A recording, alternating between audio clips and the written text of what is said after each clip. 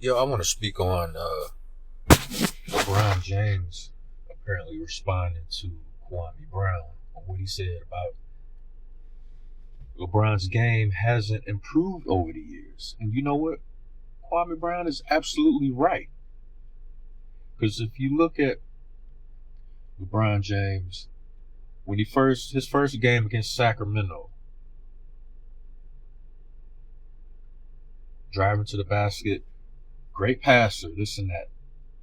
Over the years, he might have added like a step back three. And that's only because he was always trying to reserve his energy for the offensive end. Now he started out being a decent defender. Then over the years he started yielding more towards offense. And if you pay attention to his lack of switching on defense and quick to point fingers at his teammates, then when you break it down and you look at it in slow mo and you realize it was his responsibility, you start to see the shell game that's being played by LeBron James.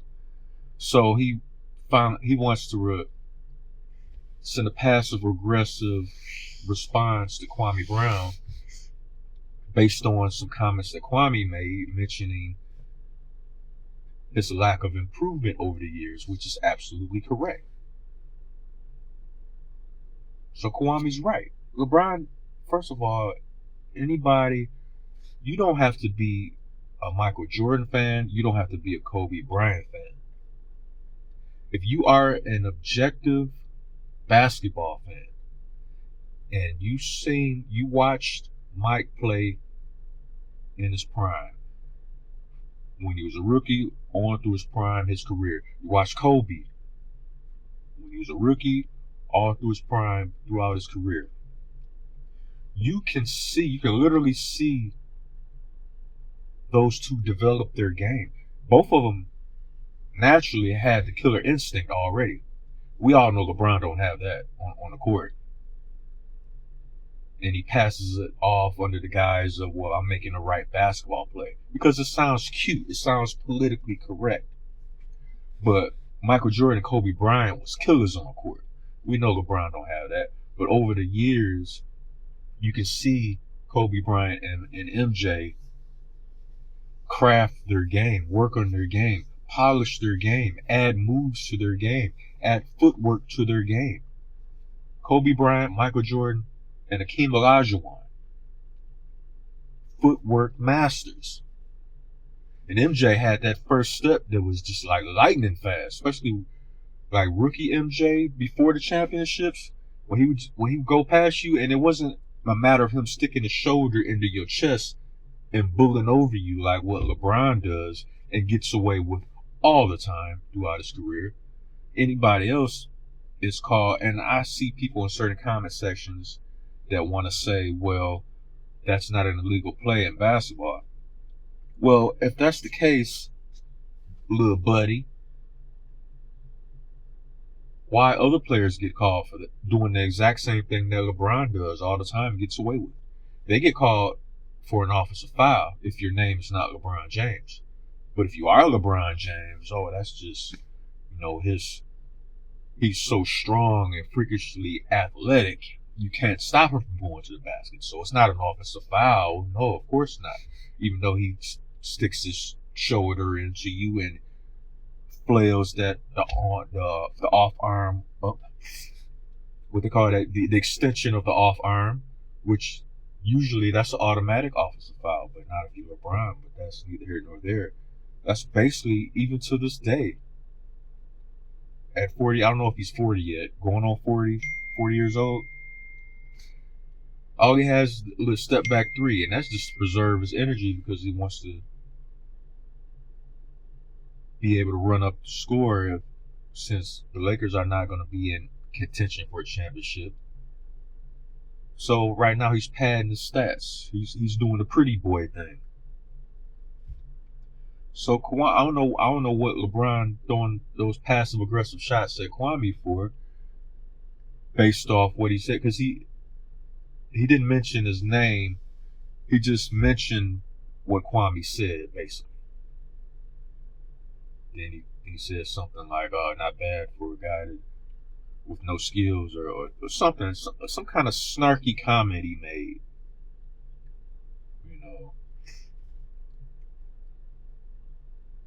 and it's funny, he'll respond to things like that, but he won't respond directly to Chael Sonnen based off of those allegations, air quotes, because we're gonna say allegations and use air quotes for now, because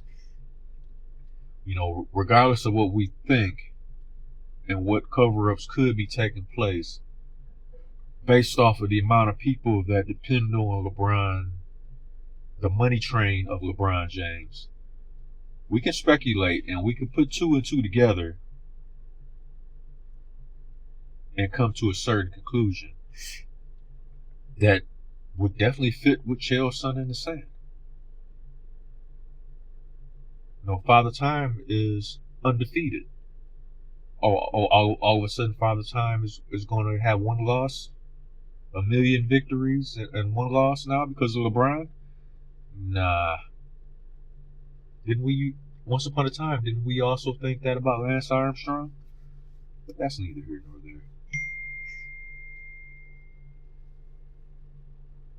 But yeah, I just want to get on here for a minute and chit chat my opinions on that. I don't know what LeBron tripping for, because Kwame's right. He's right 100%. 100%, 1000%, whatever percentage points you want to put on that, slap it on that. Slap it on that and run with it, because by now, especially since, even though he's still able to run and jump with the best of them, running up and down the court with 20, 21-year-olds, he should have developed some kind of post game by now, some kind of mid-range turnaround jump shot by now. He should have been able to do some of that by now. But for some strange reason, he just, that's why I never understood why certain people, a lot of people, mostly the Bronomaniacs, the Bronsexuals, running around slapping each other with Diddy glue, talking about he's the GOAT, he's the GOAT. And you disagree with them, they want to grab a bunch of straws and start shooting spitballs at you. No, you can't talk about our king like that. If he was really a steward of the game, if he really respected the game, he would have worked on his game, his all-around game. But instead, no.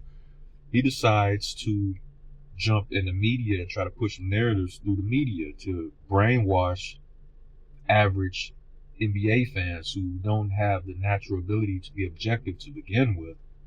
So anything he say and do to them is gold. But it doesn't change the fact that Kwame Brown was 100% right.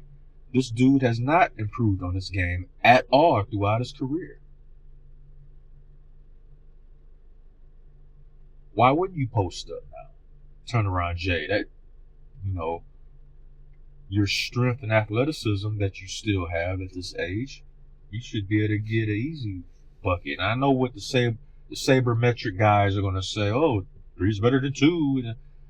That's the lazy BS way that people want to throw out there when guys they don't feel like playing defense. They'd be like, okay, they scored, we just shoot up a bunch of 3s and sooner or later they're going to go down. We don't have to play defense.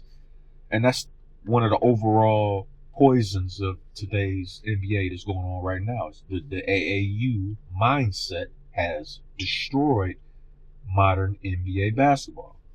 And these guys are so thin-skinned now, you can't say anything about them. Unless you're heaping praise on them and giving them props. You say anything, you disagree with them in any kind of way. I mean, you want to talk about paper-thin skin. Their skin is like wet toilet paper. That's how thin their skin is at this point in time. And it's ridiculous. And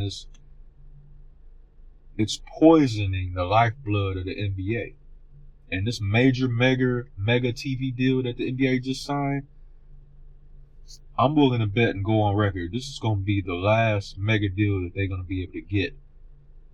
As the way the direction the NBA is going in right now, with how thin-skinned the players are and how me, and my brand matters more than the team that drafted me, the team that signed me. My brand is more important than all of that.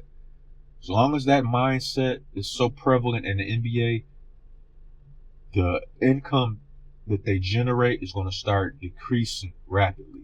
This is my prediction. This is my opinion of what's coming down the pipe for the NBA. So that's some of my thoughts on this. Like I said, Kwame Brown was 100% right. LeBron has not improved on his game at all. He's not a well-rounded player like his predecessors, Michael Jordan and Kobe Bryant.